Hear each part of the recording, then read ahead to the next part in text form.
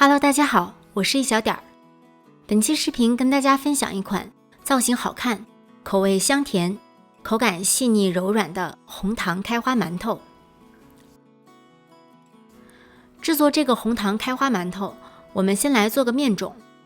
水用微波炉加热10秒钟左右，到稍稍温热的状态，但是不要超过40度，否则容易把酵母烫死。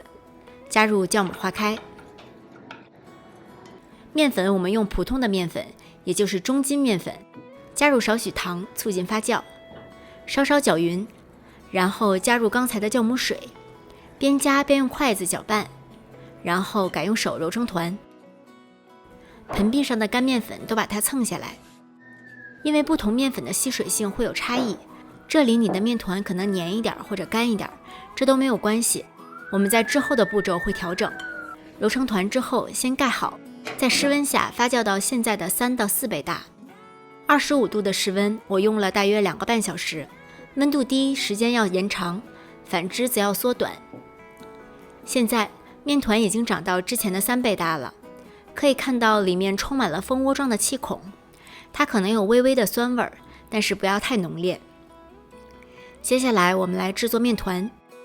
将红糖称量好，放入一个小袋子中，用擀面杖把大结块敲碎，细小的结块可以不用管它，这样馒头蒸好后，糖块会化开，形成小小的流心，很好吃。然后加入到发好的面种中，再加入少许油，少许5缕泡打粉。加入泡打粉除了让做出的馒头更蓬松之外，还能增加它的爆发力，使馒头开花的效果更好。最后再加入一些中筋面粉，这次面粉我们可以先加60克，后面面团揉匀之后，再根据面团的干湿情况选择要不要加入更多，用来调整面团的软硬度。先把面团揉匀揉透，揉透之后粘性才会出来，这时再根据面团粘手的程度决定要不要再继续加面粉。最终揉好的面团表面比较光滑，很柔软，会轻微的粘手，这样才能达到一个比较好的开花效果。案板上撒薄薄的一层面粉防粘，把面团整成长条状，稍微搓长到大约25厘米。接下来把面团分成6份，我们可以先用刀划个印儿，以免分布均匀，然后用一只手握住面团，拧一下就揪出了一个剂子。开花馒头最好用手来揪剂子，不要用刀切。把揪好的面团稍微整圆，蒸屉上垫蒸笼纸或者打湿的屉布，把面团切口朝上放在蒸屉上。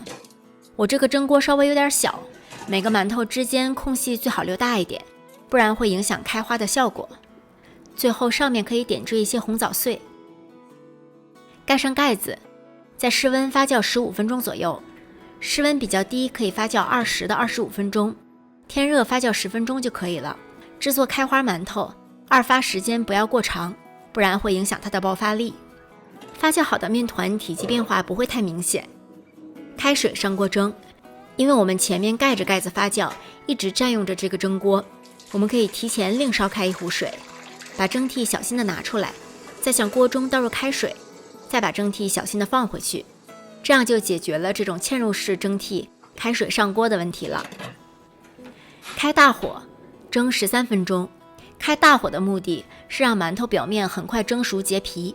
这样里面再膨胀，它就会爆开，形成漂亮的开花效果。火小了，开花效果就不好。不过要注意，火焰尽量不要超过锅的底边，不然锅壁的温度过高，会形成炙烤的效果，把馒头表皮烤硬。13分钟之后关火，先焖3分钟再揭盖，以免馒头遇冷回缩。